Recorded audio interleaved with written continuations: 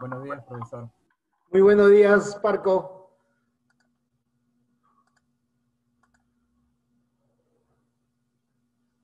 Que vayan ingresando tus compañeros, recién están ingresando. Vamos a esperar un rato.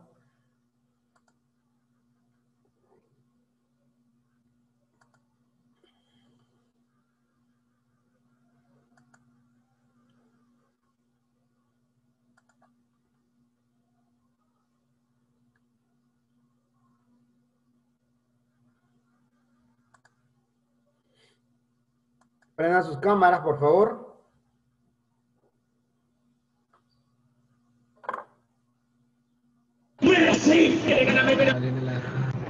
Habían más asustado. Profesor, buenos días. ¿Qué estaba escuchando? Buenos días, profe. Música satánica, creo. Estrada, buenos días. Prendan sus cámaras. También me asustaba, ha puesto música a todo volumen.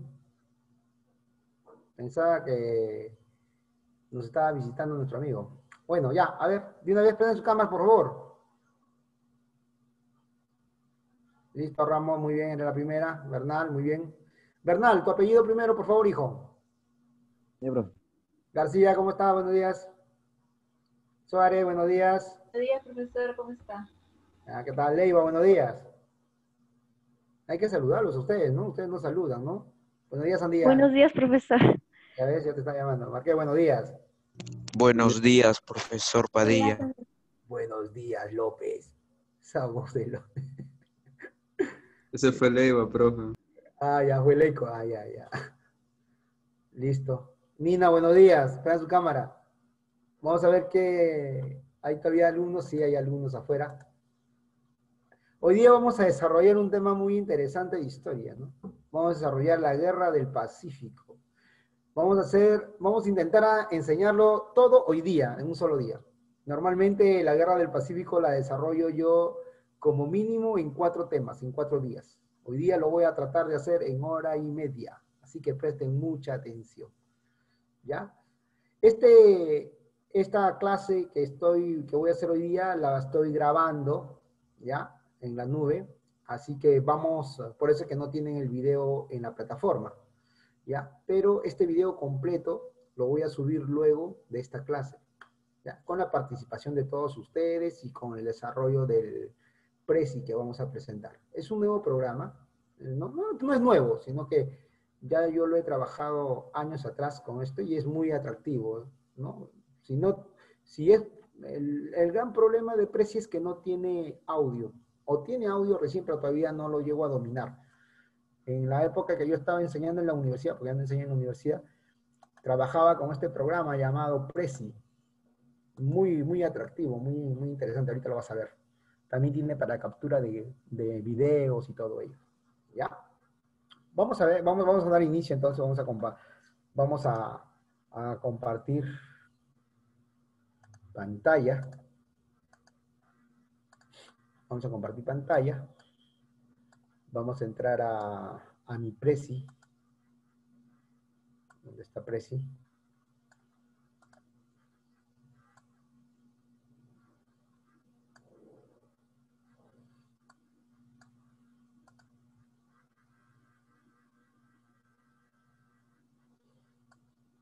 Todas mis presentaciones que tengo hoy día vamos a hacer. Estas son todas mis presentaciones y más todavía. Vamos a entrar a presentarla. Listo. La Guerra del Pacífico. ¿Ya? Vamos a dar inicio a esto.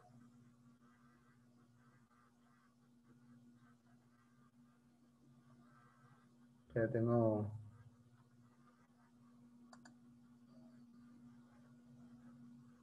Listo.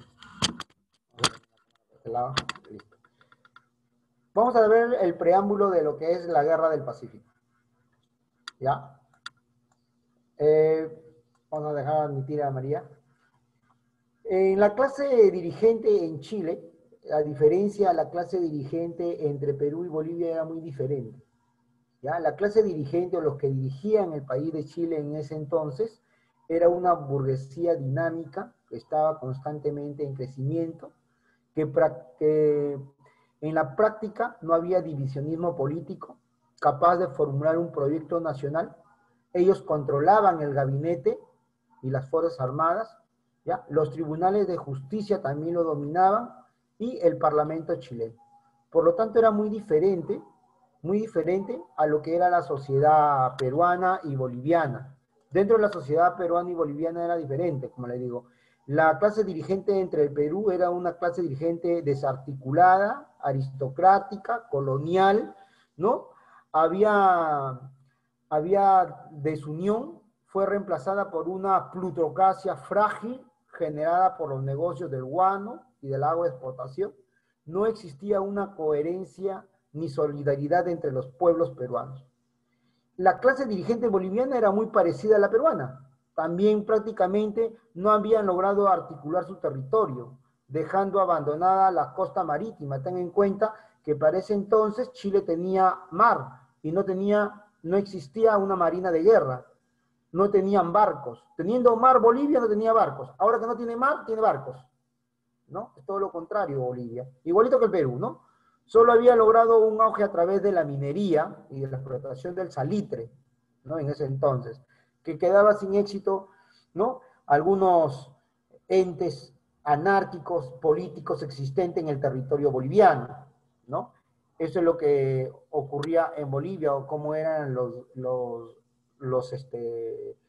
gobiernos o la clase dirigente tanto en Chile, en Perú y en Bolivia. Muy diferente, ¿no?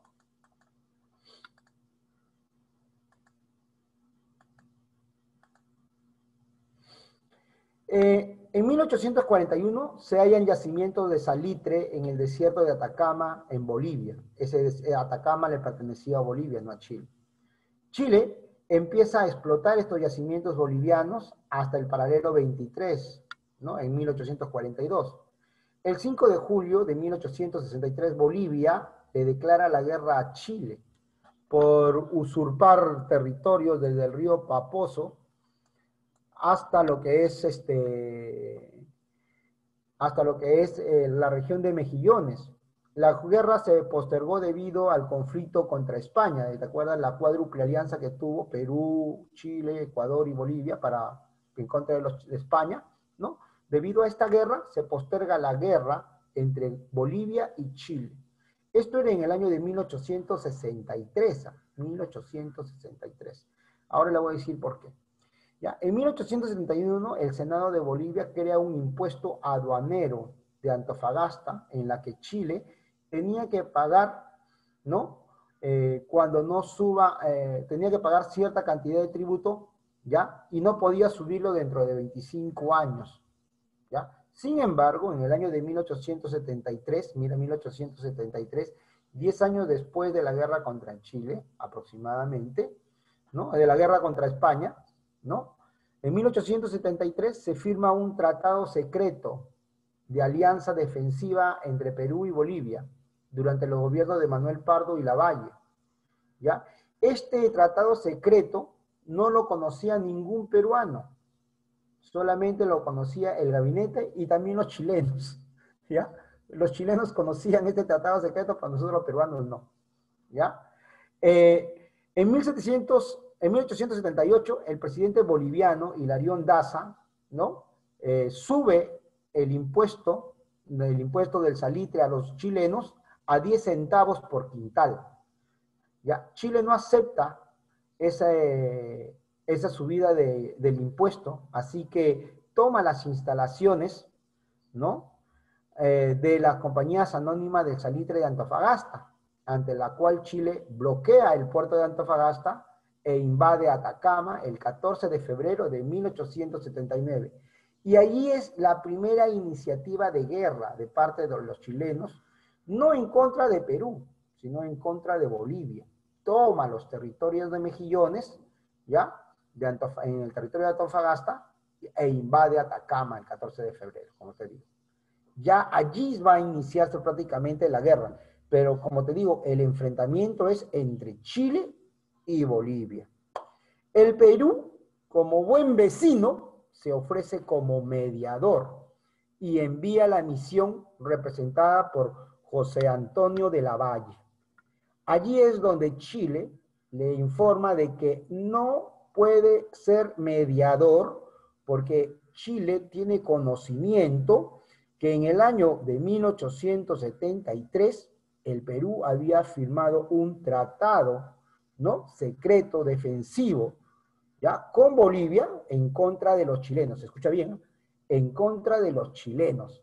Por eso es que ellos se prepararon, desde el conocimiento de ese tratado, se prepararon militarmente y también compraron armamentos con ayuda de Inglaterra, ¿no? Sabiendo de este tratado y sabiendo de que ya se estaba preparando para la guerra Chile, ¿no? ¿Ya? Este es el tratado, este es el mapa que se tenía en ese entonces, ¿ya? Esto es Antofagasta, estos son mejillones, estas son las salitreras, ¿ya? De donde se extraía el salitre. Estas manchas blancas son salitreras, ¿ya? Mira que Chile, Bolivia nomás no tiene salitreras, ¿no?, sino también tiene Perú. Nosotros teníamos todos esos territorios hasta ese entonces, ¿no? Todos esos territorios les correspondía al Perú, ¿ya? Continuemos. ¿Cuáles fueron las causas de la guerra? En realidad, las causas para la guerra del Pacífico fue el afán expansionista chileno por apropiarse de las salitreras, el interés de los consorcios ingleses, el interés de los ingleses por todo ese salitre que le iba a obtener Chile, porque Chile nos quitaría el salitre y quienes iba a beneficiar con este salitre era Inglaterra. La ambición chilena sobre los yacimientos del guano y salitre tanto de Perú y Bolivia, y el choque entre el naciente capitalismo norteamericano, ¿ya?, y el colonialismo inglés. Esas fueron las causas principales de esto. ¿Cuál es el pretexto? Los pretextos para la guerra contra Chile van a ser los siguientes. Uno, el impuesto de los 10 centavos, impuesto por el presidente boliviano Hilarión Daza, que esta ley se dio el 14 de febrero de 1878. ¿No?, donde se iba a pagar un impuesto de 10 centavos por cada quintal de salitre que se explotara del puerto de Antofagasta, ¿no? Este fue un pretexto tomado por los chilenos, ¿no?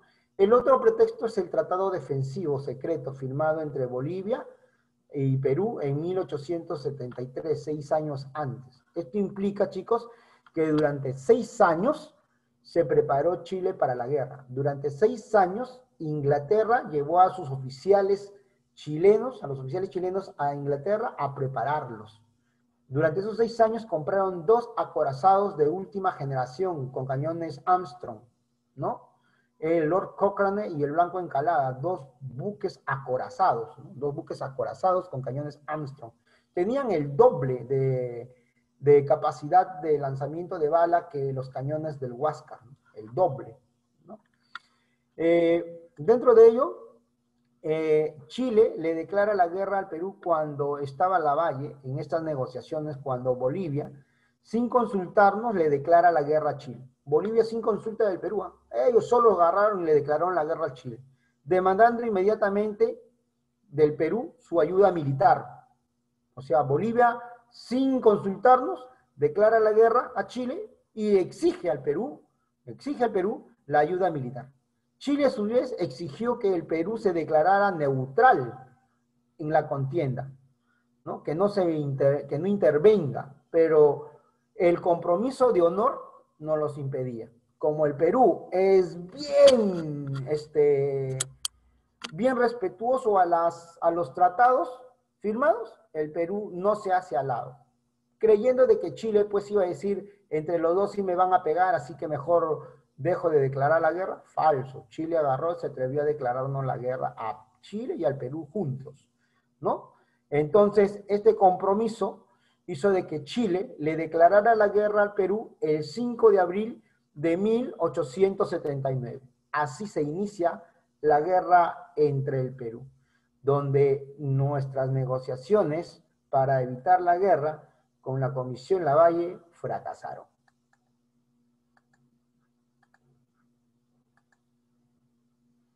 ¿Quiénes eran presidentes de estos países cuando se declaró la guerra?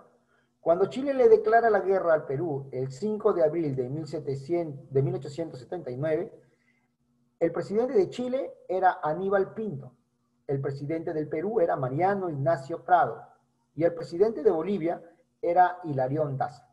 Estos fueron los personajes o presidentes de los países beligerantes en la Guerra del Pacífico el 5 de abril de 1879.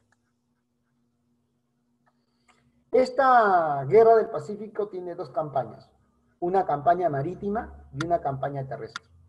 En la campaña marítima era para el control del mar, y aquellos que controlaban el mar prácticamente tenían el 70% de la guerra ganada, ya que por mar podían llegar a estos territorios, uno del otro, ¿no? Que eran litorales. Pero como te vuelvo a repetir, el Perú tenía solamente un barco de guerra. Ahorita vamos a ver cuántos barcos teníamos, Perú, Bolivia.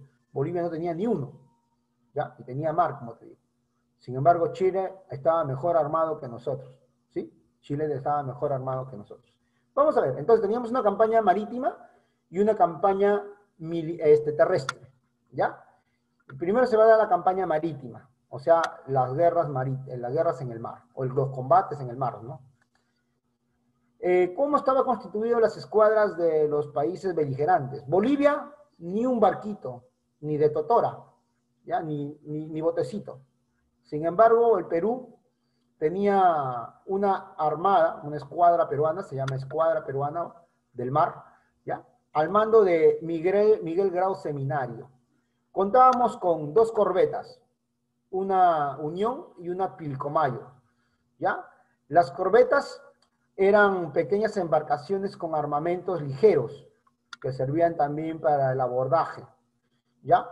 Teníamos una fragata, o sea, un barco de guerra, una fragata, ¿ya? Esta fragata, mejor armada, rápida, hecha para la guerra, exclusivamente para la guerra, tenía el nombre de la Independencia, nuestro único barco de guerra. Y luego teníamos cargueros que servían para cargar carbón de aquí a Alaska, ¿no? Teníamos 3 de ellos. Uno llamado Huáscar, el Atahualpa y el Manco Cápac, que eran monitores, o eran barcos de gran calaje que servían para cargar carbón hacia Alaska. Y que se le acondicionaron cañones, ¿no? Se le acondicionaron cañones a estos barcos para la guerra. Luego teníamos transporte, ¿ya? Que era la Limeña, la Oroya y el Chalaco, ¿ya? ¿Qué tenía Chile? Chile, su escuadra estaba a mando de William Rebolledo, así se llama, su jefe máximo de la escuadra chilena. Tenía 2 acorazados, como te digo, 2 acorazados, que lo superaban completamente, ¿no? A lo que eran nuestra fragata Independencia. 2 acorazados, el Lord Cochrane y el Blanco Encalada. Estos 2 acorazados tenían 3 pulgadas de espesor de acero puro. 3 pulgadas, ya te imaginas, este es 1 pulgada. Este tenía 3 pulgadas de espesor, ¿ya? ¿Te imaginas, ya? Los cañones del Huáscar no le hacían ni cosquilla, le quitaban la pintura nada más, ¿no? Lo despintaban nada más. Sus cañones Armstrong eran de última generación, no eran los cañones esos ya de bolita, donde una bola de acero llegaba y destruía porque era de madera el barco. Estos ya eran de acero. Sus cañones Armstrong eran con punta de detonación. Donde caía, explotaba. ¡Plum! Hacía un forado, un hueco en el barco, ¿no? Esos eran los cañones Armstrong ya, ¿no? Con esos cañones contaba el Lord Cochrane y el Blanco Encalada. Tenían corbetas, nosotros teníamos 2, ellos también tenían 2, el Chacabuco y el O'Higgins. Buques, en vez de monitores, tenían la Esmeralda, la Covadonga, Magallanes y Aptao. Tenían 4 buques de guerra. Estos buques eran así como el Perla Negra que ustedes conocen de Jack Sparrow, ¿no? Igualito, ¿no? El Perla Negra. Estos barcos son de maderita, estos 4 barcos, ¿ya? Y transporte tenían el Rimac, el Matías Causquiño, ¿ya?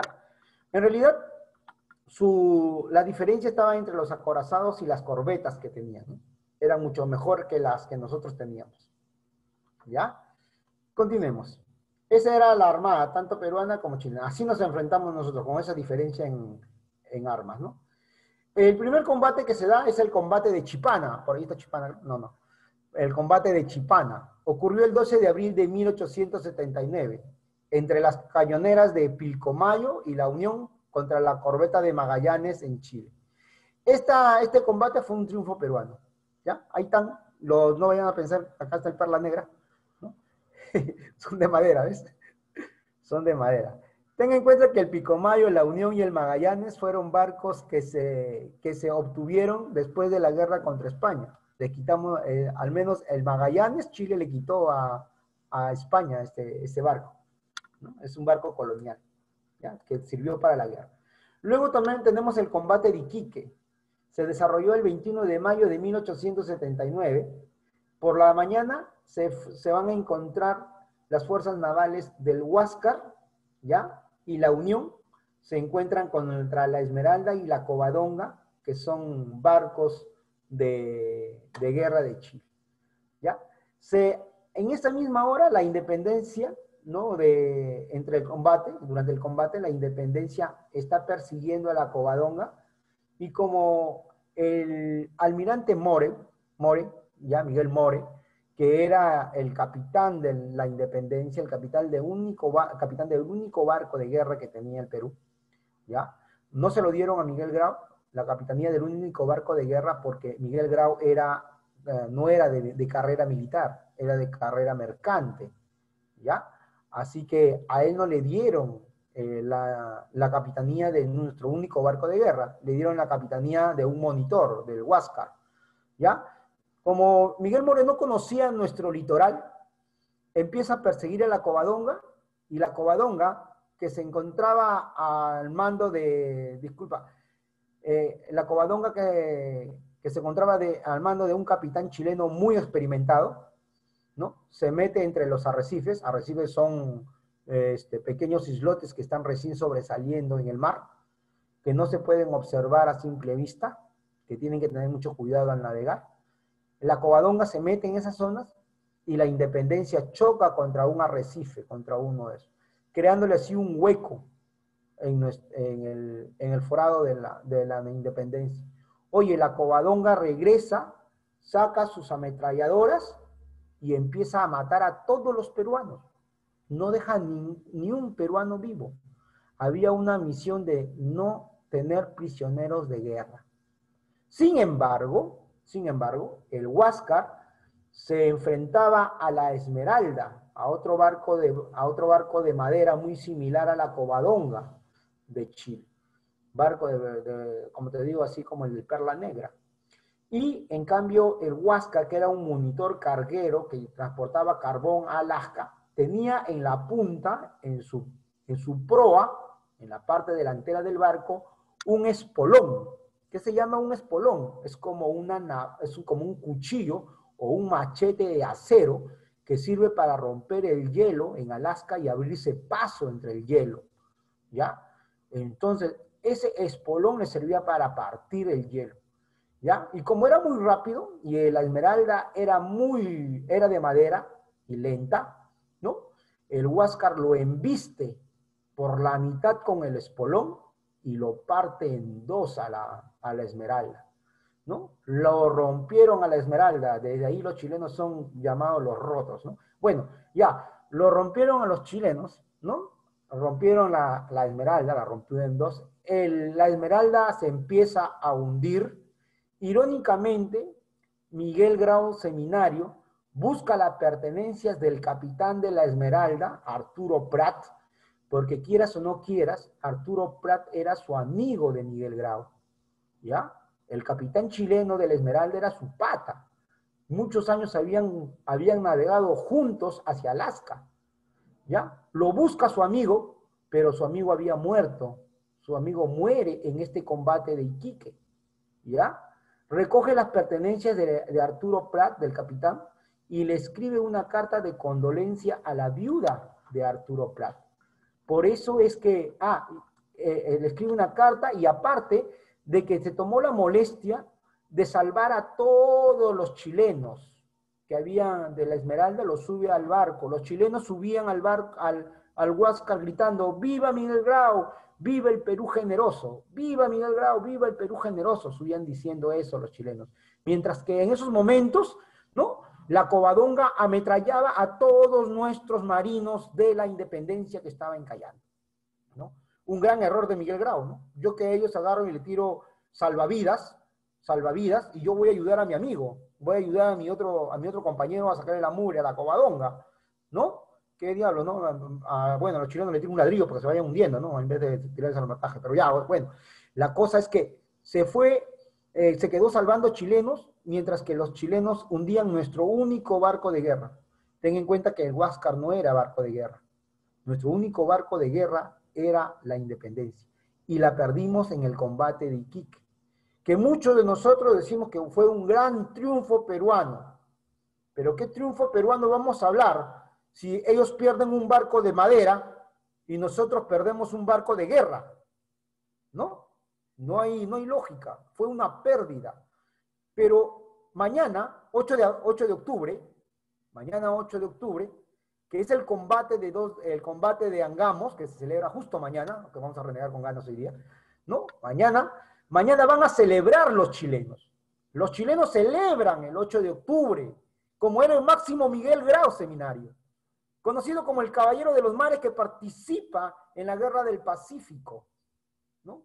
Chile lo adora a Miguel Grau, ¿no? Nosotros también lo queremos a Miguel Grau porque es nuestro héroe máximo de la guerra, pero si es que hoy en día lo traería de las orejas, lo reviviría él, ¿no? Yo lo acusaría de traición a la patria, porque en realidad, ¿no?, debería haber ayudado primero a la independencia, ¿no? Decirle a Miguel More que no se meta por esos lugares, que se aleje de los arrecifes porque podía chocar con una de ellas. Ten en cuenta de que la Covadonga no fue la que hundió a la independencia, fue nuestro litoral, fue nuestro relieve quien nos hundió la independencia, ¿no? Y si Miguel Grau hubiese conducido esa embarcación, no hubiese ocurrido eso, por sus vastos conocimientos que tenía en navegación, ¿no?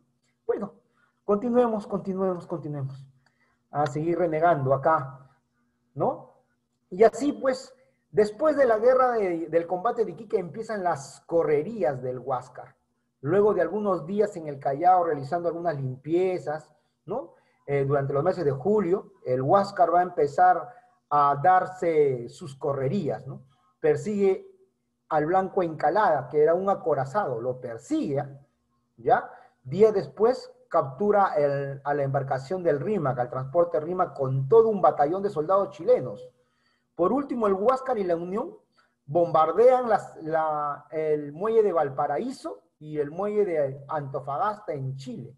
Todo eso se atrevió a hacer Miguel Grau, ¿ya? Con el Huáscar, ¿no? A corretear a un Blanco Encalada, ¿no? También lo correteaban a él y nunca lo alcanzaban, ¿no? Su lugar predilecto de Miguel Grau para esconderse era la bahía de Paracas. La bahía de Paracas. ¿Cómo conocía él la bahía de Paracas? Aquellos que han ido a visitar Paracas, las Islas Ballestas, aquellos que hemos ido a las Islas Ballestas, los barcos o las lanchitas o los deslizadores en los cuales nos dirigimos a las Islas Ballestas salen del puerto de Paracas, ¿ya? Salen del puerto de Paracas. Pero para llegar a las Islas Ballestas, por ejemplo, en alta mar, tú tienes que cruzar una gran isla llamada las Islas de las Candelarias. ¿Por qué de las Candelarias o de los candelabros? Ahí hay un candelabro dibujado en la arena, que es el símbolo de que a la espalda de ese cerro está la bahía de Paracas, porque tú puedes pasar con barco, y si no está ese candelabro, lo pasas disperso, lo pasas desapercibido, como si todo el litoral fuera uno completo, ¿ya? Gracias a ese candelabro, ¿no?, se da uno cuenta que tiene que bordearlo para llegar a la bahía de Paracas. Entonces, ¿qué hacía Miguel Grau? Miguel Grau agarraba, bombardeaba un lugar y corría con su barco. Los barcos iban atrás de Miguel Grau y Miguel Grau sabía que ahí ya estaba el candelabro, veía el candelabro y le bordeaba el candelabro y se escondía en la bahía de Paracas. Mientras que el otro barco se pasaba de frente, ¿no? ¿Por qué? Porque no se ve la bahía de Paracas debido a esta isla llamada la isla del Candelabro. Lo hace un escondite predilecto, ¿no? Lo hace un escondite predilecto. Por eso es que desaparecía la embarcación, ¿no?, las correrías de Miguel Grau, ¿no? Bueno, pero hicieron una estrategia para capturar a la embarcación del Huáscar, ¿no? Esperen un momentito que me he pasado, me he regresado.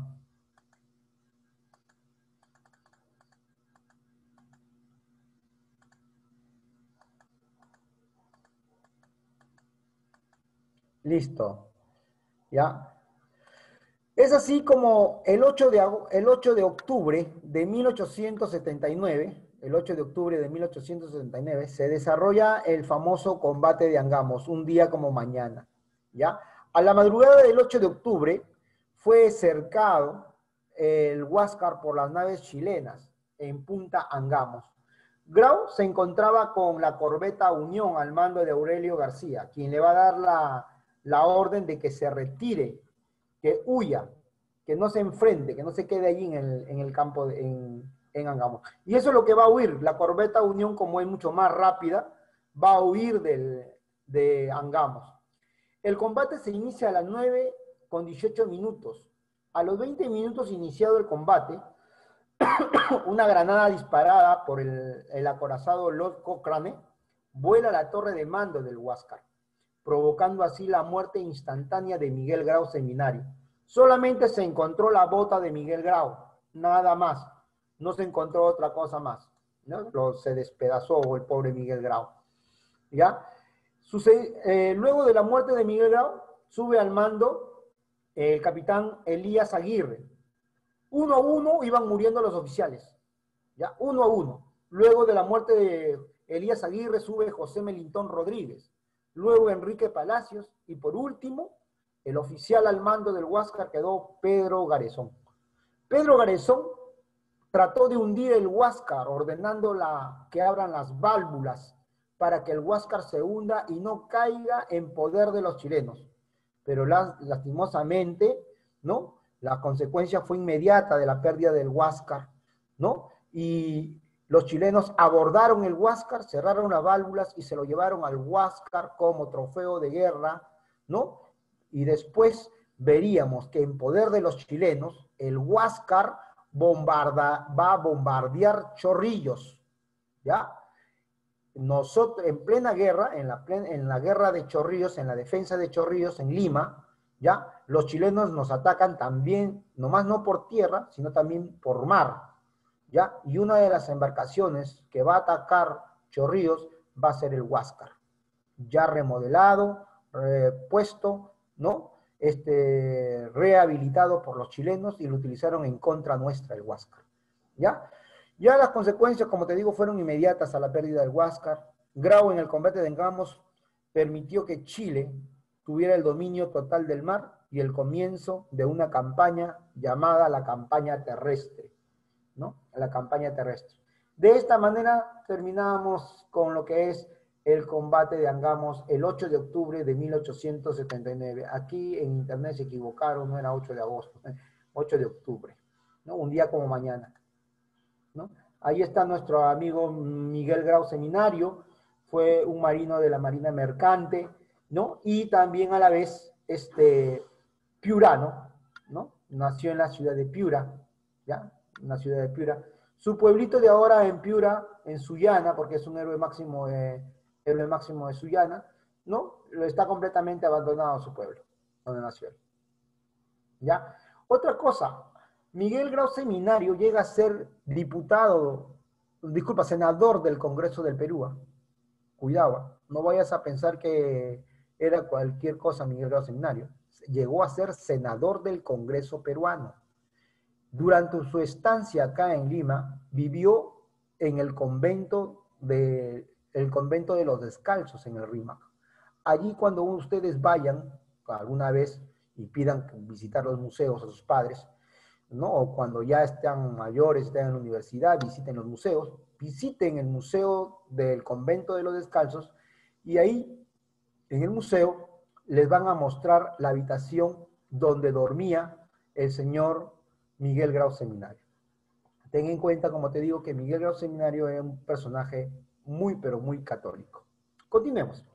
La campaña terrestre se va a desarrollar después de la campaña marítima. cuando ya el dominio del mar se había perdido. Yo he colocado esta foto aquí, o esta imagen acá, ¿no? Donde se ve como una mujer peruana, ¿no? Con ollas en el hombro, ¿no? Con utensilios de cocina en el hombro, que ha dejado al borde de un camino, con su guagua en el brazo, o sea, su bebé en el brazo, acompaña a su marido al campo de batalla, para que vean que no está muy organizado el ejército peruano. No teníamos enfermeras, teníamos esposas quienes curaban las heridas de sus esposos. Profesor, tenía un nombre. Sí, se conocía con el nombre de Rabona, porque le dieron ese nombre debido a que andaba de rabo de su marido, ¿no? Detrás de su marido. No, profe, qué feo nombre. Pero ese nombre le dieron, pues, hija, el nombre de la Rabona. La Rabona mayor del Perú, la Rabona mayor del Perú es la esposa de Andrés Avelino Cáceres, ¿ya? De Andrés Avelino Cáceres, ¿sí? Entonces, por eso es que se le decía a la Rabona. ¿Qué están practicando acá los chilenos? Los chilenos están practicando una técnica de guerra muy sangrienta, a la cual se conoce con el nombre de el repase.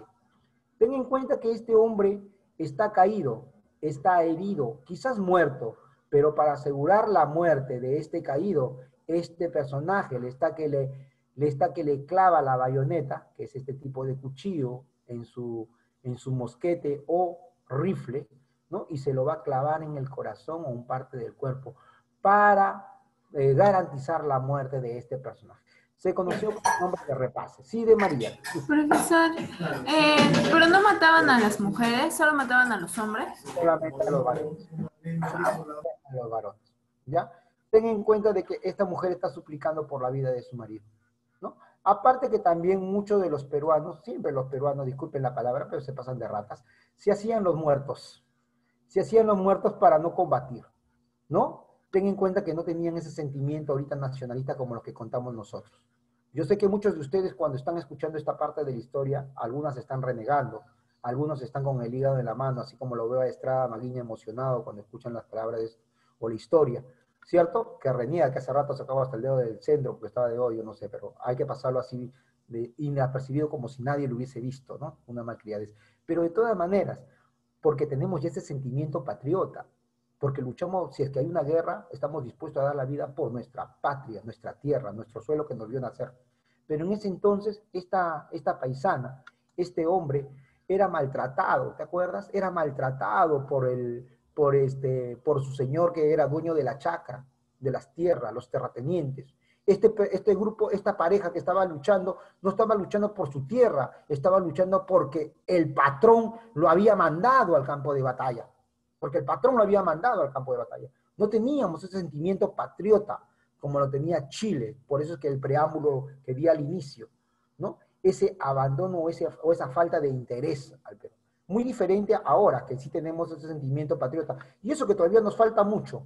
Nos falta mucho de tener más sentimiento patriota, adorar lo que tenemos, apoyar a nuestro hermano empresario para que salgan las industrias peruanas, no comprar extranjero así como lo compra Chile, ¿no? Chile no compra nada extranjero, Chile compra todo lo que produce Chile, ¿ya? Él no va a agarrar y va a comprar un vino Cairolo, o un vino, el otro, bueno, los otros, o Atacama, ¿no? Nosotros compramos el vino Atacama, Atacama es chileno, ¿no?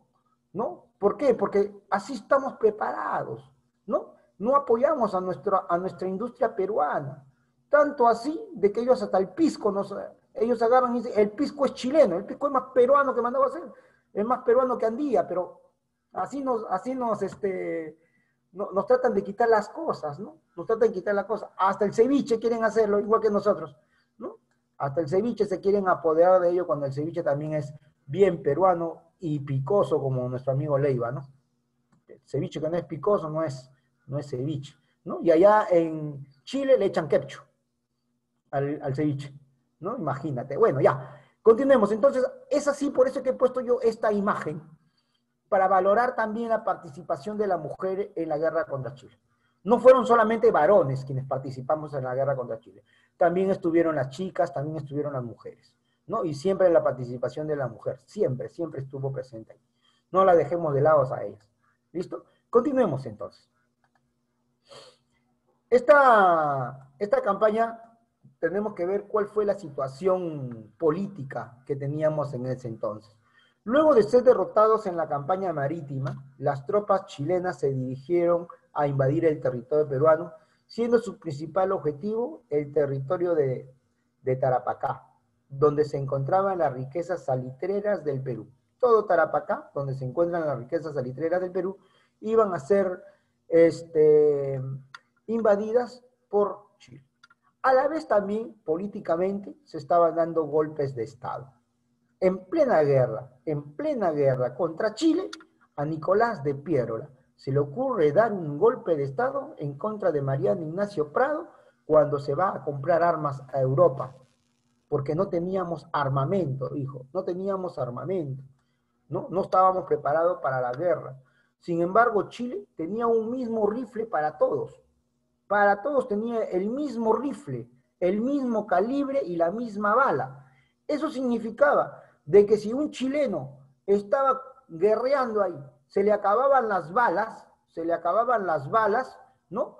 Agarraba a su compañero que estaba caído, quizás muerto, le quitaba las balas y le colocaba y seguía disparando. Sin embargo, en nuestro ejército existía una gran variedad de armas, diversas armas. Quizás Estrada estaba con un AKM, la señorita María ya no estaba con un AKM, sino con un rifle, ¿no? Ramos estaba con una escopeta, Ani estaba con honda de piedra, ¿no? Y viceversa, ¿no? Ya Leiva estaba con espadita de madera, ¿no? Pero teníamos diversidad, ¿no? Entonces, cuando a Estrada se le acababan las balas de su rifle, no podía compartir las balas de María porque María tenía escopeta, ¿no? O de Ramos porque tenía otro tipo de munición. ¿Qué le quedaba? Quedarse ahí a esperar su muerte, ¿no? Porque no teníamos homogeneidad en las armas, teníamos diversidad, era heterogéneo nuestras armas. Esa es una gran dificultad en el armamento, ¿no? Por eso es que nosotros los peruanos tenemos diversidad de armamentos, ¿ya? Diversidad de armamentos. Incluso dentro de la policía, el ejército, la Fuerza Aérea y la Marina, tienen también diversidad de armamento. ¿Te has dado cuenta? No todos tienen el mismo armamento. O sea, tampoco comparten la misma munición. No comparten las mismas municiones, ¿ya? Y eso de que la Marina de Guerra es el inventor, creador y patentado una ametralladora llamada la ametralladora UCI. La UCI, que es una ametralladora, es un invento de la Marina de Guerra del Perú. Es una ametralladora chiquita. Cuando ustedes vayan al puerto del Callao y vean a un marino, lo van a ver con una ametralladora chiquitita, que tiene balas de 9 milímetros, que la utiliza las pistolas de 9 milímetros. Pero es un invento de la Marina de Guerra, que ha sido patentado por la CITEN. ¿Y por qué no produce esas armas? ¿Por qué no la produce una UCI para todas las Fuerzas Armadas? Por una política, ¿no?, en la cual el Perú pues tiene sus propios beneficios, en el cual prefieren comprar el armamento del extranjero, ¿no?, para que sobrevaloren los precios y se queden con algo el comprador de estos armamentos. No reneguemos con eso. Bueno, continuemos, ¿no? Una vez tenemos ciertas campañas, y una de las campañas militares es la campaña de Arica, ¿no? En la campaña de Tarapacá se va a dar el desembarco de Pisagua y la batalla de San Francisco en Chile, ¿ya? Chile quería apropiarse de las salitreras peruanas y así desembarcó en el puerto de Pisagua el 2 de noviembre de 1879. Y buscaron separar al ejército peruano de Tarapacá del ejército peruano que se encontraba en Tacna y Arica.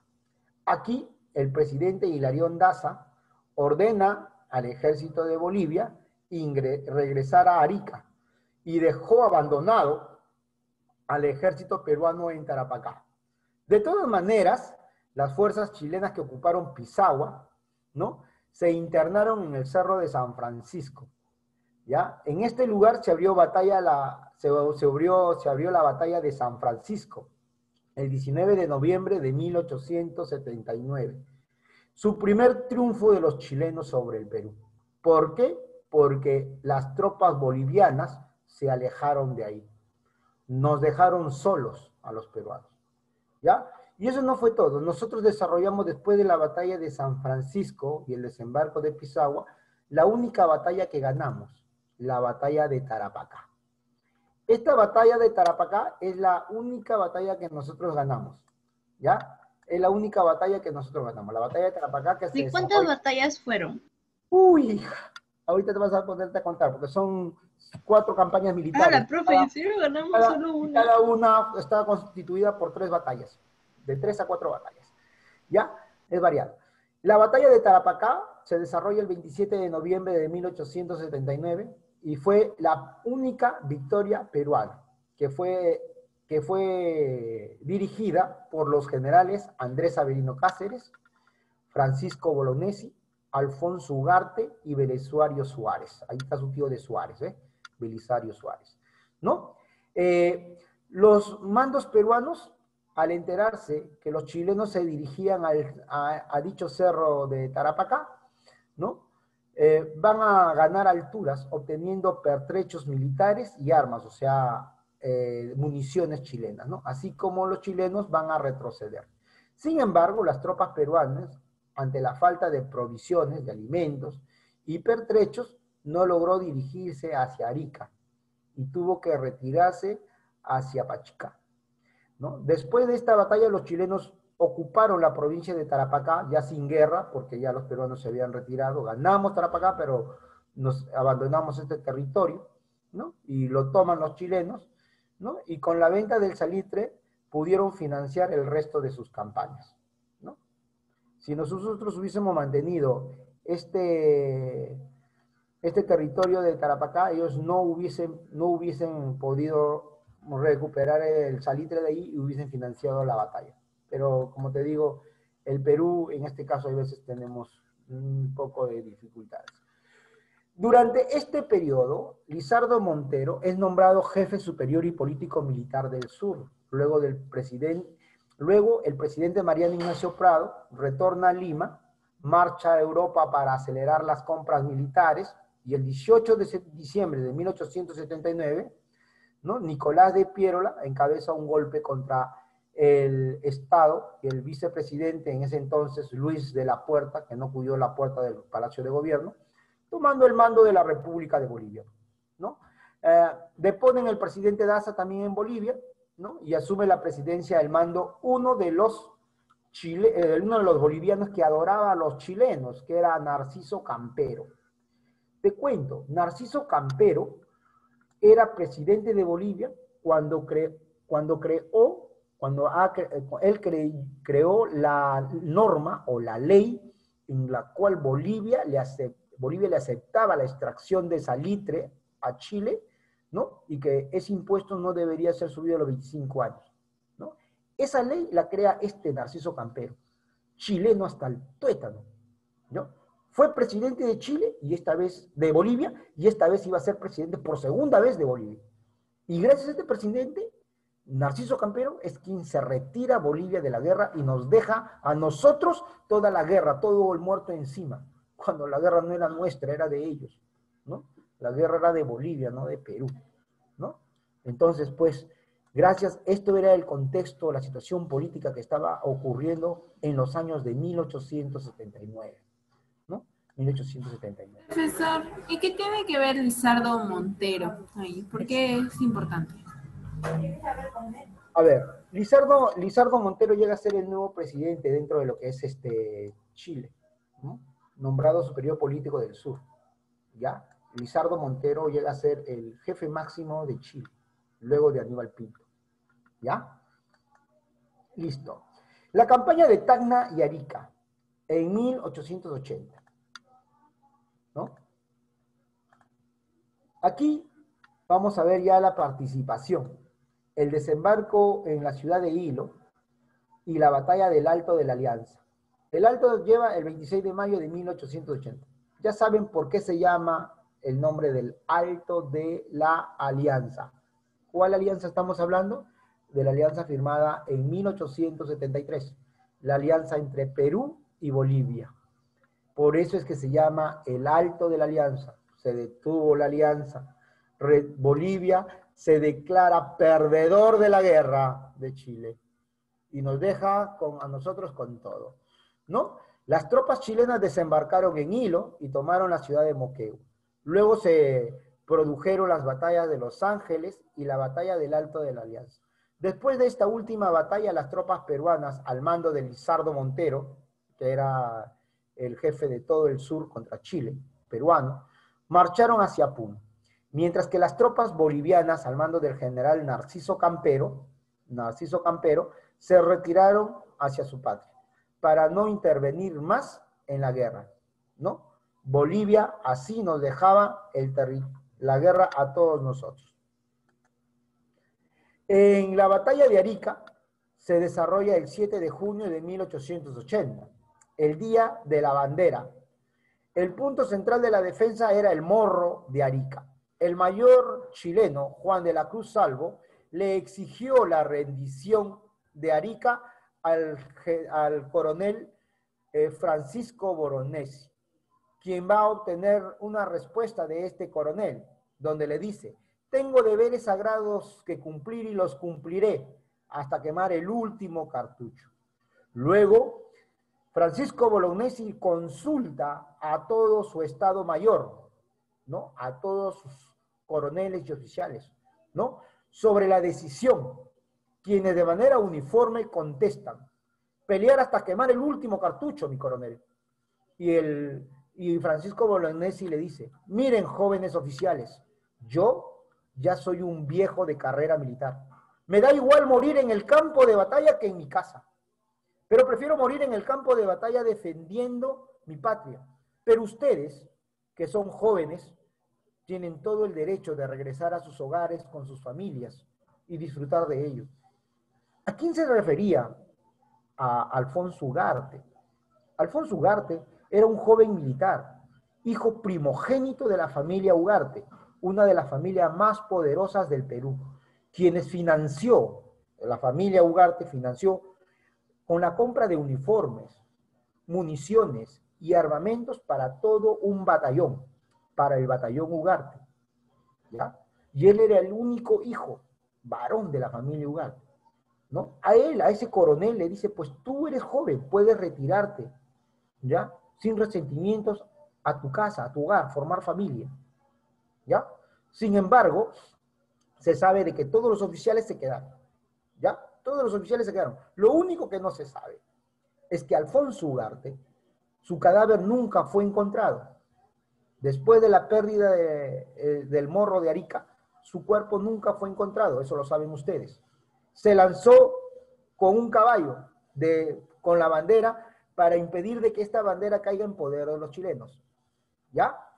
Otros garantizan de que cuando Francisco Bolognesi le da la orden de retornar a Lima, él lo hace y deja su uniforme, su mando, sus galones a otro peruano desconocido, ¿ya? Y él retorna a Lima y luego se va a Europa. ¿Por qué se dice eso? Porque luego de la guerra o luego de la batalla de Arica, se hizo un cese al fuego, se hacía un cese al fuego, donde los familiares de los soldados entraban al campo de batalla firmando un cuaderno, ¿no? Por ejemplo, que yo haya caído en el campo de batalla, ¿no? Muerto en el campo de batalla, no llegue a mi casa y mi hija, que era de la Rosa, va a buscar mi cuerpo para enterrarme, para darme una cristiana sepultura, va a llegar al campo de batalla y va a poner su nombre, ¿no? Yo, María, ¿no? Voy a buscar el cuerpo de mi padre, ¿no? Firmaba allí y la dejaban ingresar, encontrar mi cuerpo y llevarlo para enterrarlo, ¿cierto? Podía hacer eso, para eso era. Pero qué casualidad que cuando ahora los historiadores revisan ese cuaderno, no hayan el nombre de ninguno de la familia Ugarte. ¿Acaso sabían de que no había muerto ahí? ¿Cómo es posible de que una de las familias más poderosas de Lima, no se tome el interés de buscar el cuerpo de su único heredero? Qué sospechoso, muy sospechoso.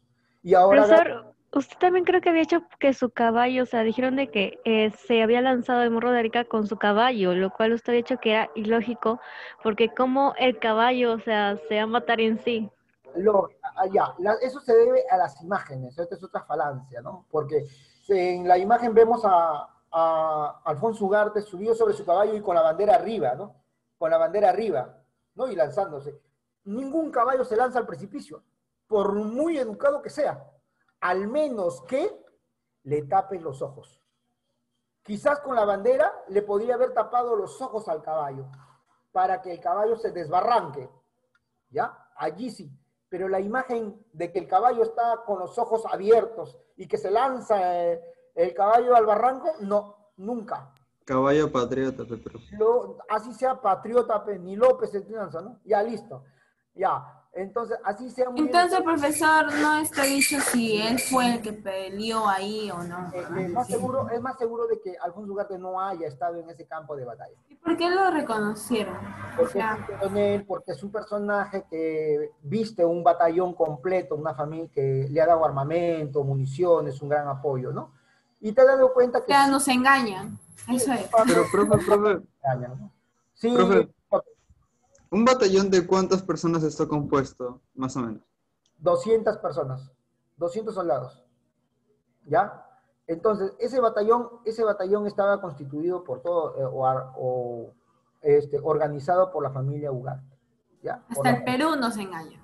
Sí, pero para eso nosotros, hay otras historias de que en realidad se ha encontrado en Europa, en un cementerio, a un tal Alfonso Ugarte, enterrado, ¿no? Una lápida, hay lápidas, ¿no?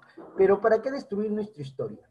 ¿No? Lo único que sabemos que tenemos que tener una historia, tenemos que sentirnos orgullosos, gracias a esa batalla tenemos el Día de la Bandera, el 7 de junio, el Día de la Bandera, tenemos héroes puros oficiales, lastimosamente, también yo discrepo con eso, porque nuestros héroes siempre son coroneles, generales, ¿no? ¿Y quién va al frente del campo de batalla? El soldado raso, ¿no? El sargento, ¿no? El cabito, ellos van adelante.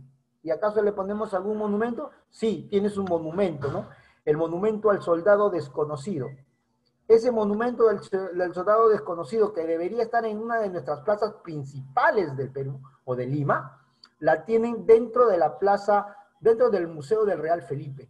Ahí está el monumento al soldado desconocido. Todavía tienes que pagar para ver ese monumento, ¿no? Mientras que somos tan nacionalistas que en la Plaza Mayor tenemos a José de San Martín, venezolano. Tenemos a Simón Bolívar, boliviano, ¿no? Tenemos a otros personajes, hasta Tupac Amaru, cacique, quien explotó a los indios y que recién defendió a los indios cuando las leyes borbónicas le afectaron económicamente, ¿no? Tenemos que renegar de nuestra historia, ser objetivos también de ello, ¿no? Pero ya depende de todos nosotros. No te ahogues, María. ¿Listo? Continuemos. ¿Ya? Entonces, es así como se desarrolla esta batalla llamada la batalla de Arica, donde muere nuestro héroe máximo, Francisco Bolognesi, ¿no? Acá nosotros vamos a ver en Francisco Bolognesi, en esta foto, ¿no? ¿De qué muere Francisco Bolognesi? Francisco Bolognesi muere primero recibe un disparo en la pierna, por eso que se encuentra tirado en el piso, que no se puede levantar. Está con su revólver disparando a todos los chilenos que vienen, pero a la vez también aquí hay un chileno que le va a reventar la cabeza de un culatazo.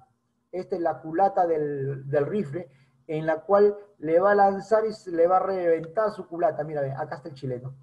Está el chileno detrás de Francisco Bolognesi y levantando el rifle para darle un culatazo en la cabeza, terminando así la vida de el coronel Francisco Bolognesi.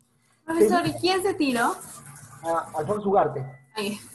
Y se dice que el morro de Arica también estuvo minado, pero lastimosamente los chilenos se dieron cuenta de que estaba minado y rompieron o cortaron las líneas de explosión, ¿no? habían sitiado con dinamita todo el borde del morro. Es decir, cuando los chilenos estaban pasando era para que lo vuelen el morro y mueran muchos chilenos. Pero lastimosamente hubo fuga de información y los chilenos llegaron a romper, ¿no?, esa trampa que habíamos hecho. ¿Cómo lo llegaron a saber? Ya pues no sabemos, ¿no? Eso se llama, ¿cómo se llama? Esto se llama negligencia de inteligencia, o la inteligencia chilena era superior a la nuestra. Mano negra. Mano negra, ¿no? ¿Ya? ¿Qué pasó? A ver. ¿No? Profesor, ¿en ese momento tenemos Fuerza Aérea? No, todavía no existían los aviones, hijo. Todavía no existían los aviones. A ver, creo que está por acá. A ver. Ya. Ya, acá. Luego tenemos, después de esto, tenemos la expedición del almirante Lynch en septiembre de 1880. Ya los chilenos van a enviar al general Patricio Lynch para recorrer toda la costa norte del Perú y amenazar a todos los varones del azúcar, a todos los poseedores del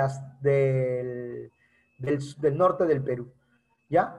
Es así como esta expedición tenía el objetivo de conseguir fondos para que no le destruyan las haciendas azucareras del norte. Le pidió dinero a los hacendados, y los hacendados contribuyeron económicamente contra el ejército chileno, ¿no? ¿Ya?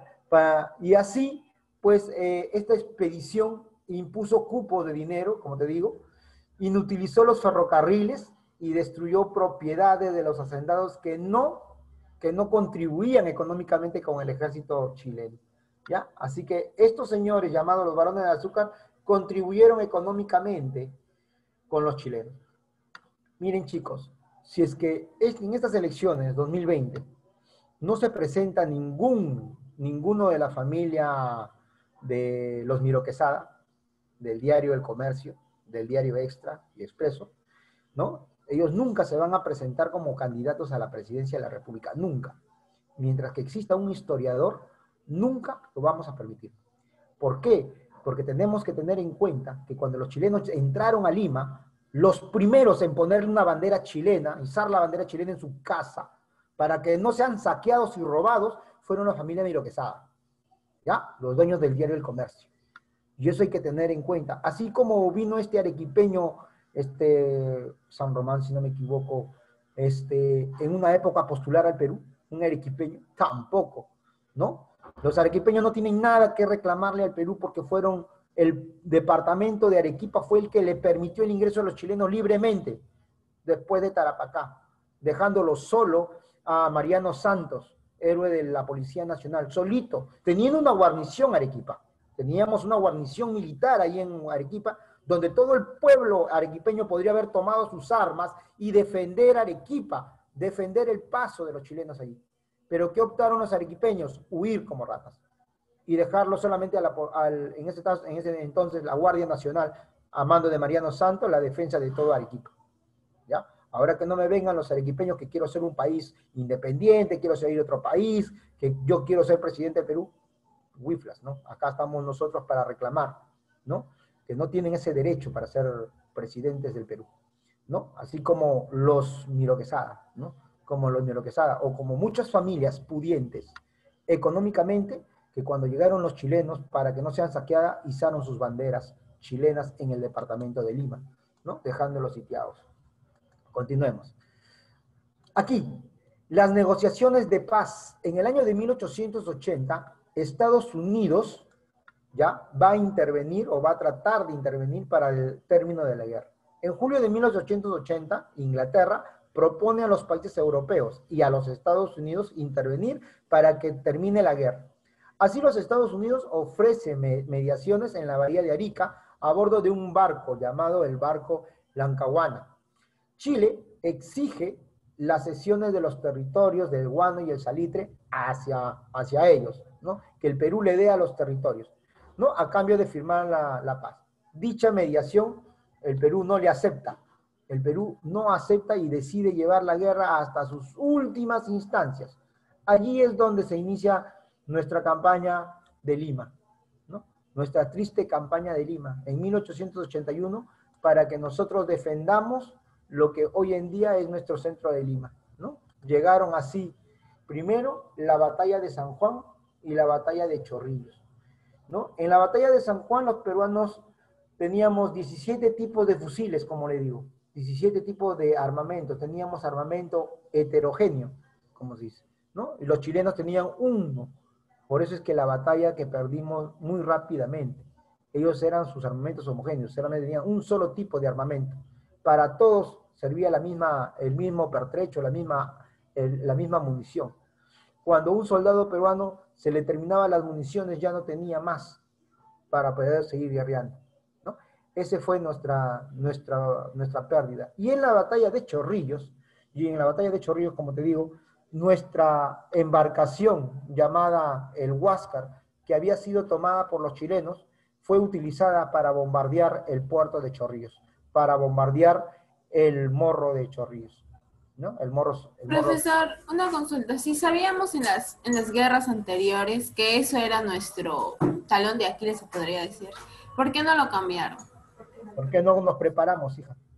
Esa era la pregunta, ¿no? María dice, ¿por qué no nos preparamos? Si habíamos firmado ya un tratado defensivo con Bolivia.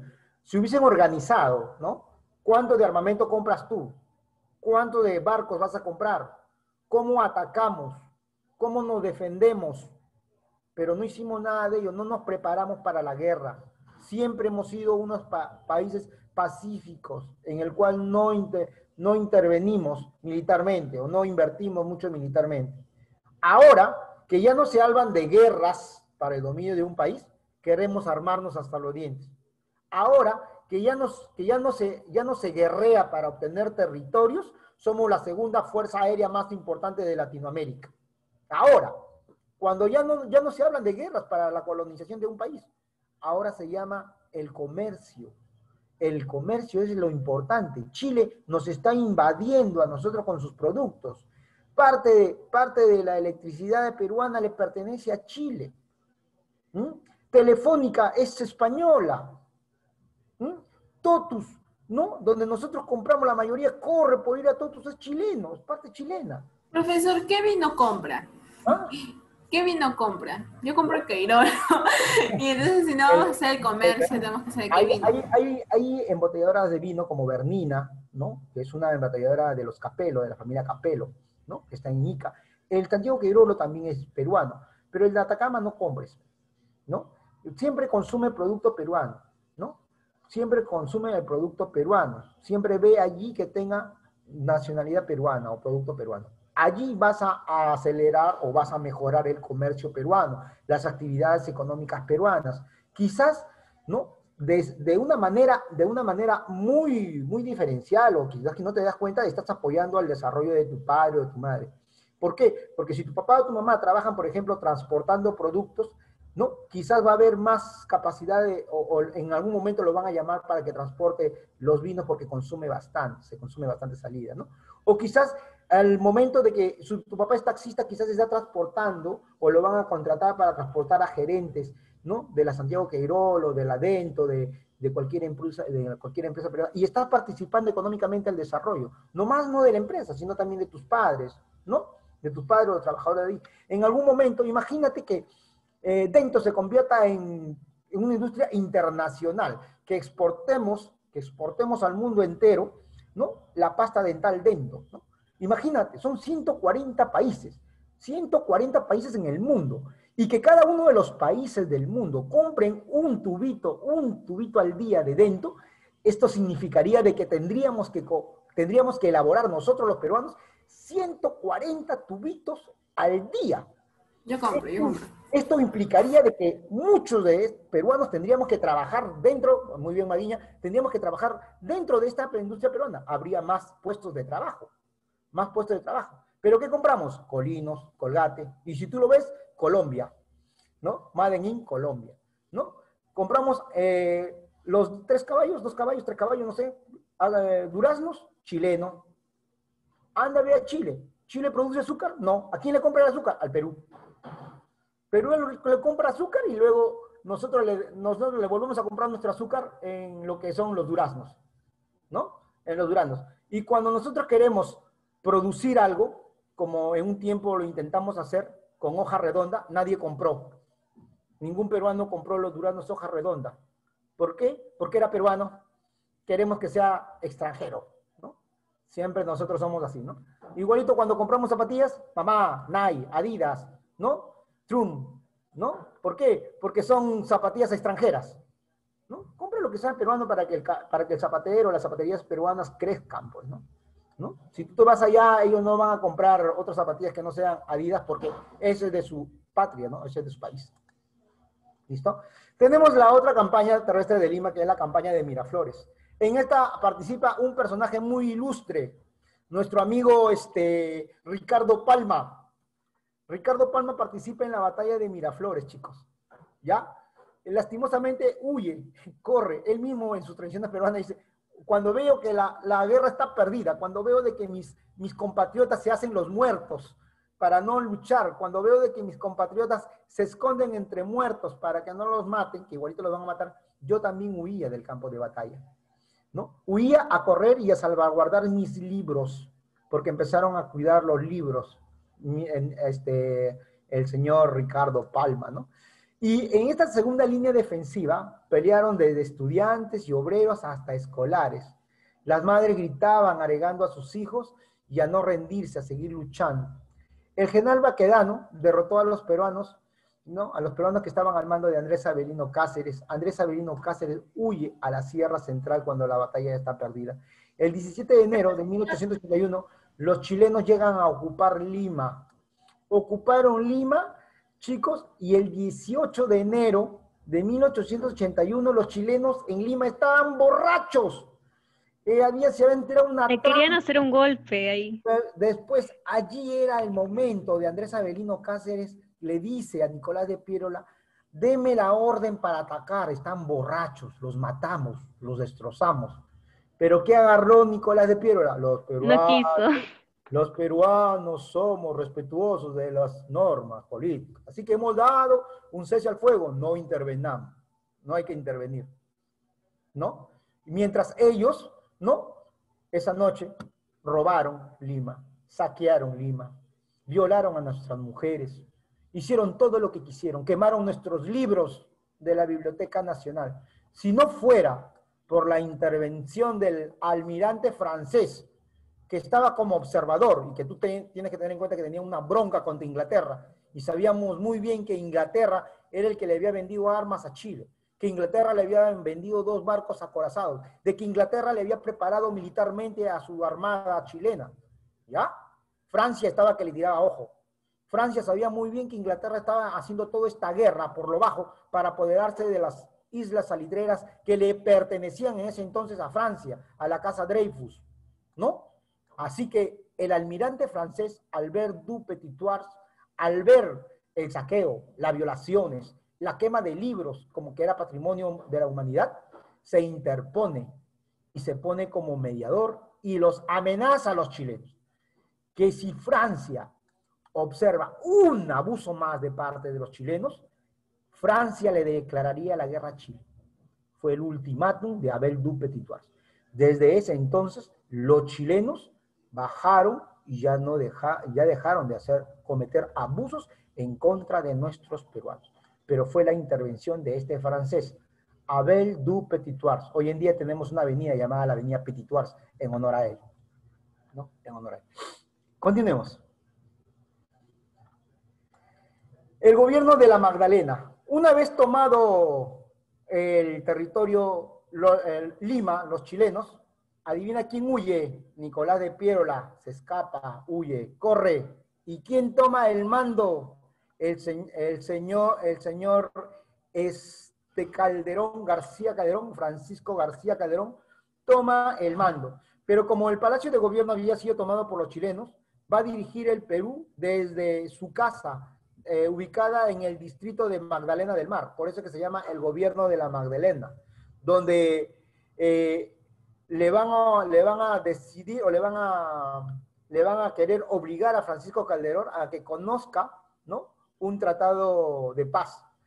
El presidente Francisco García Calderón, ¿no?, no va a firmar este tratado, ¿no? Y los chilenos van a tomar prisioneros, lo va a tomar prisionero a García Calderón y lo van a embarcar a su país, a país de Chile con su familia, a un campo de concentración, ¿ya? Se nombraría a Lisandro Montero en reemplazo de García Calderón, ¿no?, como un presidente, ¿no? Pero se terminaría de hacer este proyecto. Uy, ahorita ¿dónde me quedé? Se movió todito.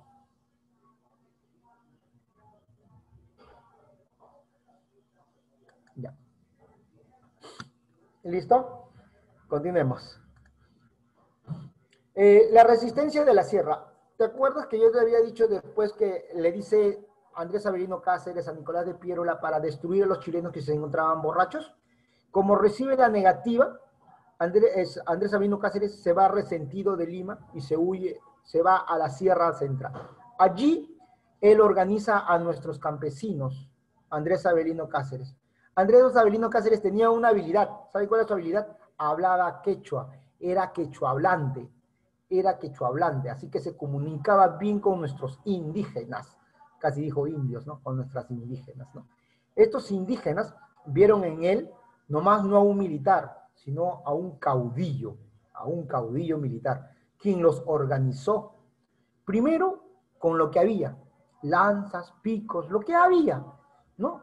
Ondas de piedra, lo que había, hasta que poco a poco, y fue con su estrategia ganando territorio a los chilenos y apoderándose de las municiones chilenas, ¿ya?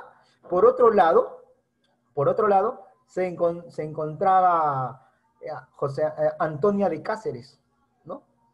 Antonia de Cáceres, Antuca, la mujer de Andrés Avelino Cáceres, quien también pertenecía a la Rabona Mayor, como les dije hace rato, porque Antonia Moreno de Cáceres, la esposa de Andrés Avelino Cáceres, es la Rabona Mayor.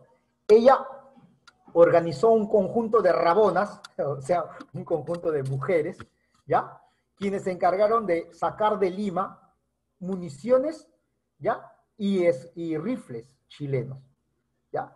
Entonces, ¿cómo lo hacían estas mujeres?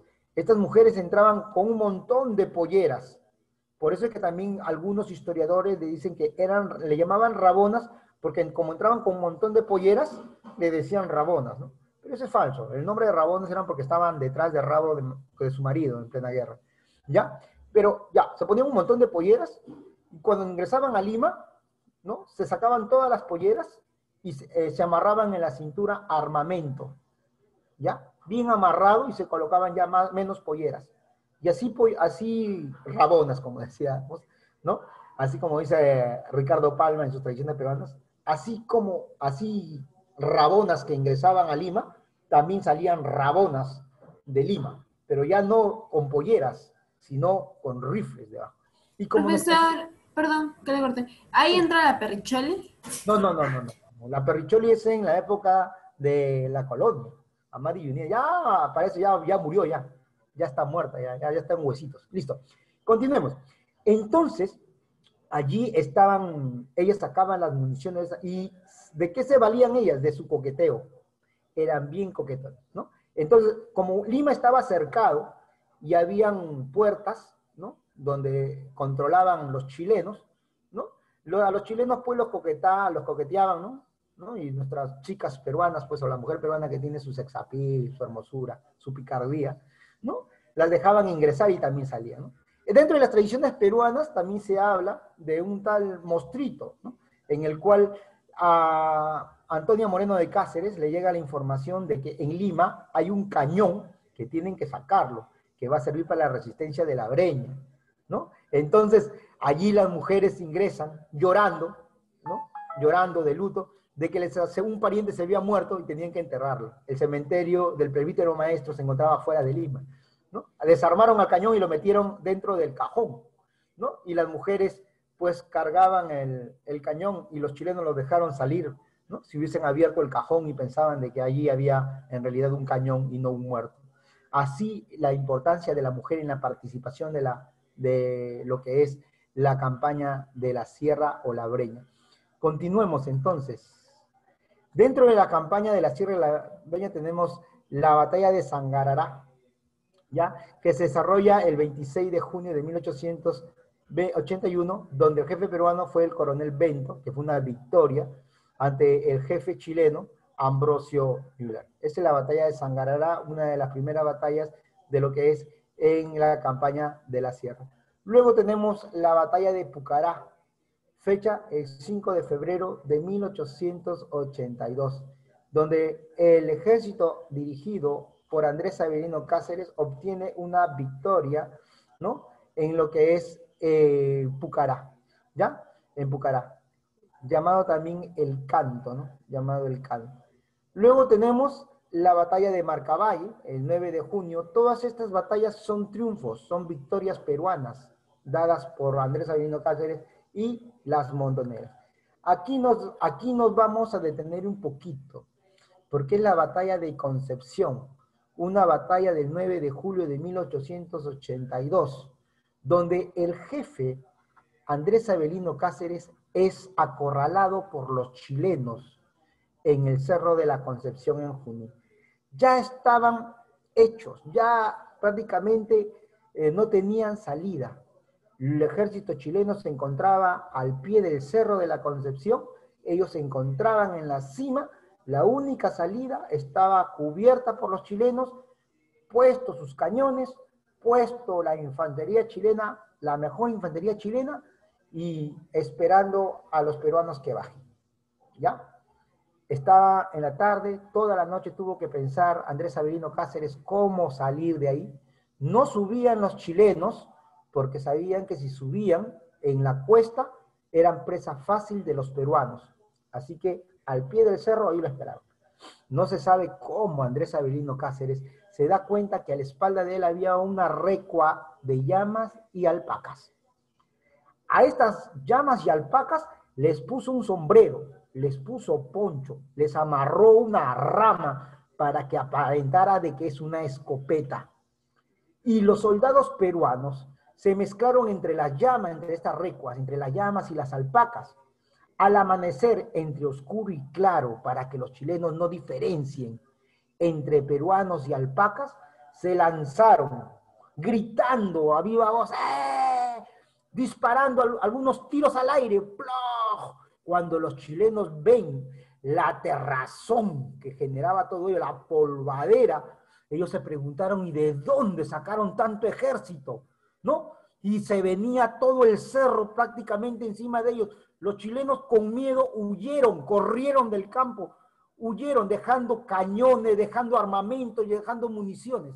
Si supiesen de que eran alpacas y llamas, ¿no? Desde ese entonces, nuestro heroico Andrés Avelino Cáceres, ¿no? Se conoce con el nombre de el Brujo de los Andes, ¿no? Y obtuvimos ahí municiones, pertrechos, todo en esta batalla llamada la batalla de Concepción, en el Cerro de Concepción, en lo que es el departamento de Lima.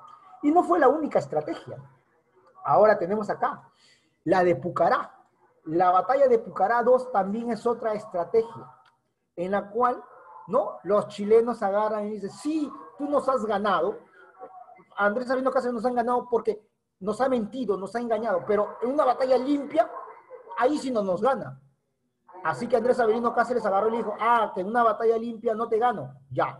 Me decides qué batalla vamos a luchar, ya.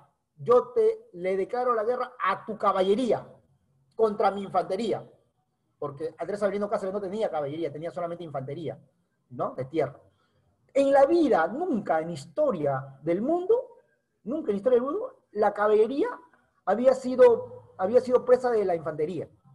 Siempre la caballería es más rápida. Mientras que estás colocando los cañones en una dirección, ya el caballo corrió a otra dirección.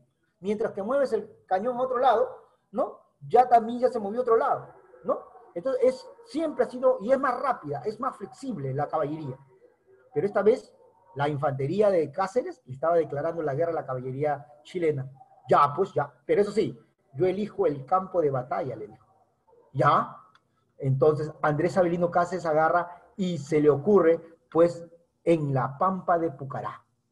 ¿Ya? el 9 de junio de 1882, cuando los chilenos, la caballería chilena, se enfrenta al ejército de Andrés Avelino Cáceres, su caballería no resultó nada eficiente, debido a que estas pampas de Pucará, que estaban un poco inclinadas, ¿no? Estaban compuestas por piedras más pequeñas de mi puño, por la mitad de mi puño, piedras filudas, ¿ya? Piedras filudas que entraban fácilmente dentro del casco de los caballos, haciéndolos lentos, porque su caminar de los caballos por ese terreno eran dolorosos para los caballos. Así que fueron presa fácil para el ejército de Andrés Avelino Cáceres. Y fue una victoria de Andrés Avelino Cáceres, la batalla de Pucará del 9 de julio de 1881, donde por primera vez en la historia del mundo, la infantería le ganaba a la caballería de un país, ¿no? De ahí los chilenos ni más, ¿no? A decirle a Andrés Avelino Cáceres que era un picón o era un que le hacía con trampas, ¿no? Y así pues llegaron ya otras batallas, la siguiente batalla que fue la batalla de San Pablo, el 13 de julio de 1882, donde Miguel Iglesias obtiene una victoria, pero también Miguel Iglesias ya está viendo de que quiere ser presidente del Perú, quiere dar fin a esta batalla. Andrés Avelino Cáceres le dice que no firme nada en contra de los chilenos. Vamos a ganarle con este método de guerrillas, vamos a ganarle con este método de montoneras que tenemos y estamos triunfando. Pero Miguel Iglesias desconoce todo ello, ¿ya? Y llega así una batalla vergonzosa para todos nosotros, ¿ya? Primero, Miguel Iglesias da el famoso grito de Montán, el 31 de agosto de 1881. Iglesias, desde la hacienda de Montán en Cajamarca, desconoce al presidente Lizardo Montero, ¿ya? Y reconoce la derrota y pide firmar la paz con Chile. Chile lo proclama presidente regenerador del Perú a Miguel Iglesias. Y todo el ejército al mando de Miguel Iglesias pasa al ejército chileno. Escúchame bien. Todo el ejército al mando de Miguel Iglesias pasó al mando del ejército chileno. Y se declara otra batalla, la batalla de Huamachuco.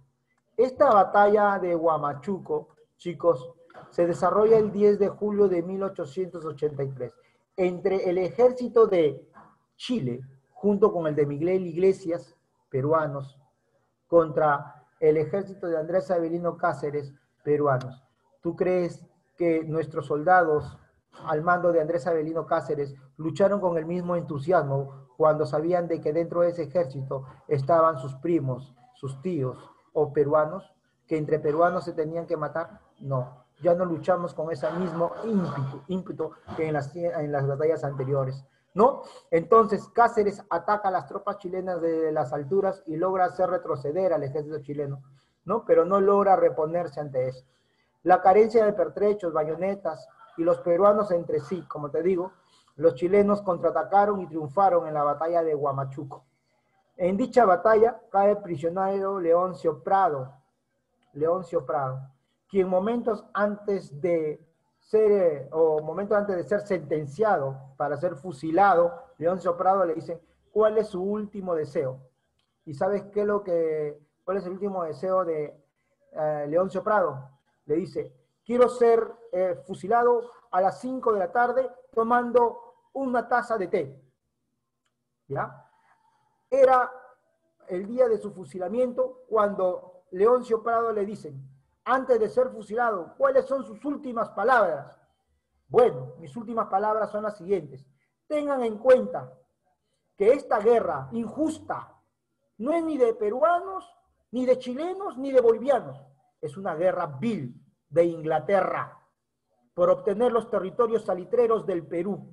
Es por ello que hoy muero con una costumbre inglesa, a las 5 de la tarde y tomando una taza de té, ¿no?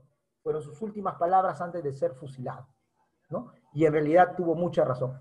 Este conflicto no era nada más, ¿no?, que una guerra que no le correspondía ni al Perú, solamente era una ambición inglés.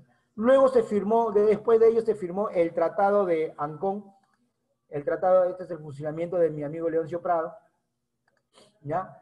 Luego firmamos el Tratado de Ancón el 20 de octubre de 1883 entre los diplomáticos José Antonio Lavalle y Mariano Castro Saldívar, canciller chileno, ¿no? Y establece pues la cesión y la apertura de Tarapacá a Chile. Tacna y Arica quedarían en posesión por un periodo de 10 años, luego de un plebiscito y el pago de 10 millones de soles a su equivalente en los pesos chilenos, ¿ya? Chile le devolvería los territorios de Tacna y Arica, pero solo nos devolvieron Tacna, ¿no? Nos devolvieron Tacna, ¿no? ¿Cuáles fueron las consecuencias de esta guerra? La pérdida de Tarapacá, la pérdida del salitre del guano, la destrucción de las vías de comunicación, las haciendas, las industrias, una ruina en nuestros créditos exteriores. Las islas guaneras ya no nos pertenecían, teníamos que devolverle el dinero a Francia, a la Casa Dreyfus, que nos había dado adelantos, y surge así un segundo militarismo. ¿Ya? Profesor, una consulta. Usted, hay dos que no nos devolvieron, pero había una ciudad, se podría decir, que escogió quedarse ahí. No sé cuál era. Tarapacá. Arica, disculpa, Arica. Tarapacá era perpetua desde un inicio. Desde el inicio Tarapacá le pertenecía a Chile.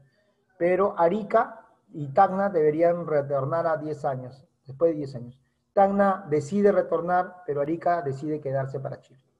¿Ya, chicos? Hicieron Bueno, un plebiscito, creo que ahí, o sea, por votación.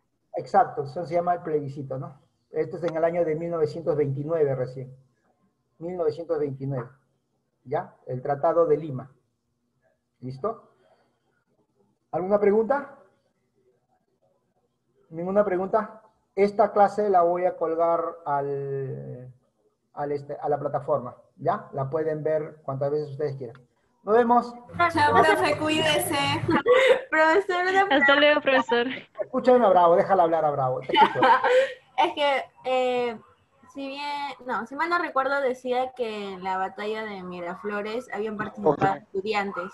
Quería saber más o menos cuál era la edad de los estudiantes. Bueno, en ese tiempo los estudiantes pues oscilaban, ¿no? Estamos hablando de universitarios, colegios, todo ello, 16 años, 15 años para arriba, ¿no? Por eso es que las madres también arengaban a que los hijos participaran. Ah, y otra cosa, en esa época, en secundaria, cuando eran colegiales, no eran cualquiera, no eran pequeños, eran muy, ya casi de mayor edad, ¿no? Y en los colegios te enseñaban a portar arma y a disparar, ¿ya? Anteriormente, ¿no? Tenían rangos militares. Hoy en día ya no, ya. Hoy en día tú le dices a Estrada, dispárame una onda, ni una onda, ¿no? Se tira un ondazo en las manos. Nos vemos. Chao, cuídense bastante. Chao, profe. Chao, profe, cuídese. Chao.